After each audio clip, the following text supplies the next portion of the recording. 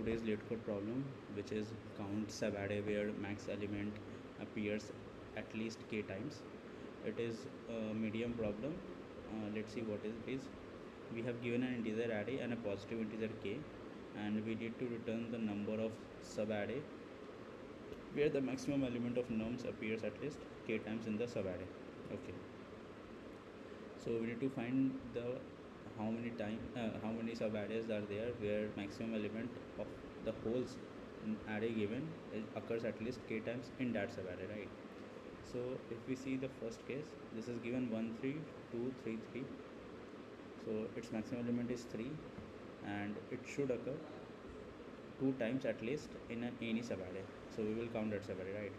So if we see here 1 3 2 3, 1 3 2 3 is a subarray because it at least occurs 2 times. Again 1 3 2 3 3 is can be a subarray because 3 occurs 3 times here, so it is greater than equals to 2. Then again 3 2 3 occurs, then 3 2 3 3 and 2 3 3 and 3 3, so total 6 occurs, right?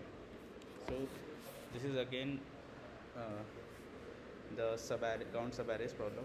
So uh, the first thing you should come in mind is sliding window, right? The previous 3 problems I think were sliding windows of LeetCode POTD problem of the day, right? So I think you must have thought of sliding window approach, but you you're not able to implement it if you don't if you don't observe carefully, right? So let's see how will we do it, right? So let's do it. So here is given 1 3 2 2 3.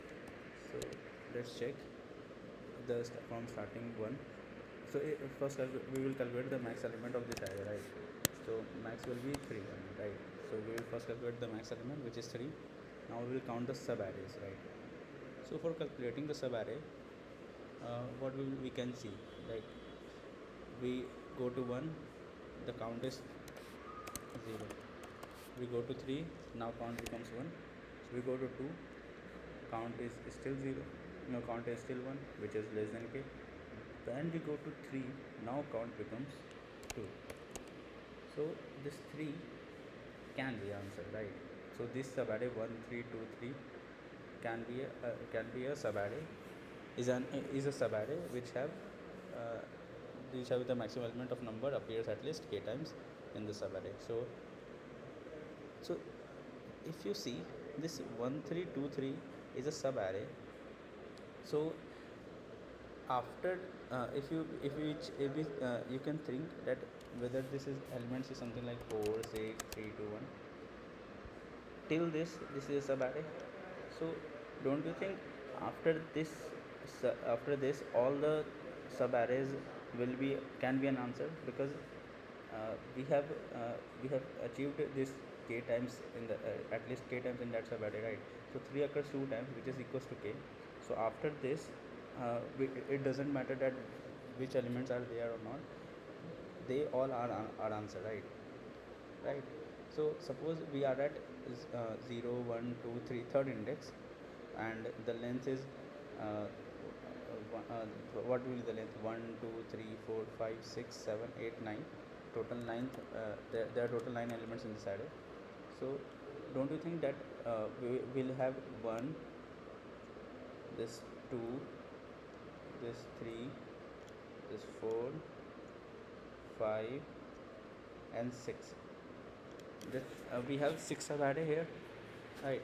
Don't you think?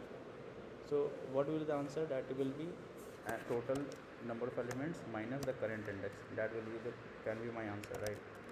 So this will be answer plus n minus j, right? Now we have count greater than equals to k. Now we will shift this window to check whether we have another window of subarrays or not. So what we will do, just like we solved the previous problems as a sliding window, that we slide the windows, and now we will shift this pointer to from starting point, and we will check decrease the count if we get this max elements as a 3.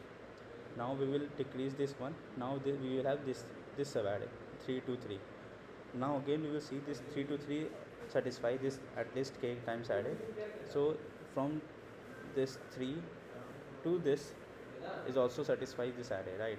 So we have also this an answer that will be 9 minus 3, which is equals to 6, because this 1, this 2, this 4, 3, 4, 5, 6, this will be an answer. So again we will plus n minus 2, right? So I think you have understood the problem. Let's code it. Type def long ll. Now this we need to iterate in this array, right? Let's calculate the sum size. Also let's take answer variable to store. Sorry, this should be j as pointer, and we will need to return long, so we will take an answer variable here, right? And we also take the cnt value to calculate the maximum element, and there should be also a max element here, right? So for max element you can use an stl or just simply write one loop, that will be the same complexity. So we will simply calculate the max element of in the whole array, and now we will use sliding window approach to calculate this array. So what we will do, if my num size is equals to my max ka value, then we will increase my count, right?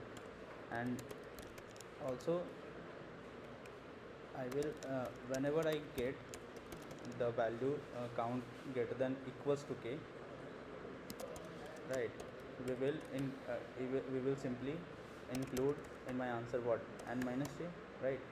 Why? Because suppose here is 3, we will satisfy the condition 0, 1, 2, 3. Then after this 3 value, all the subarrays can be in my answer, right?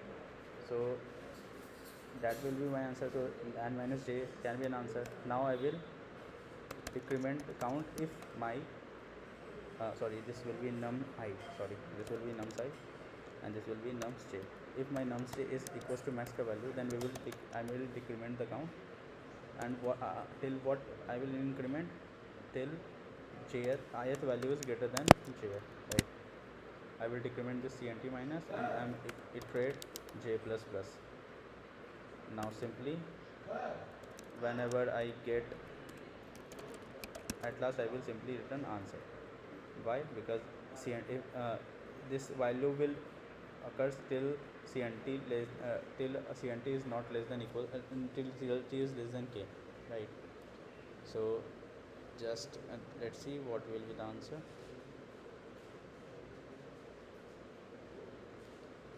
Something is missing here. mx shido. Okay, so this num size is what this is error occurs because this num size given is int value, and I have declared this mx as a long. So let's declare this in mx, or you can simply write this num size into one ll, which will also define, right? So you can also write this as something like this. You can typecast this like this, 1 into ll. This will also work, right? You can use whatever you want. Both methods are fine. Let's submit it. Yeah, we have solved this problem. The time complexity will be O of n, and the space complexity will be O of 1, because we haven't taken any extra array space. So yeah, the approach was similar to sliding window approach, but the trick was here that we need to see that if we have this subarray as an answer, then we can also take the all the elements which are next to these elements, because all the subarrays can be an answer of this. So that's why we just need to do n minus I, and that will be the answer. You can refer previous 2-3 videos for understanding more on sliding windows problem. Thank you.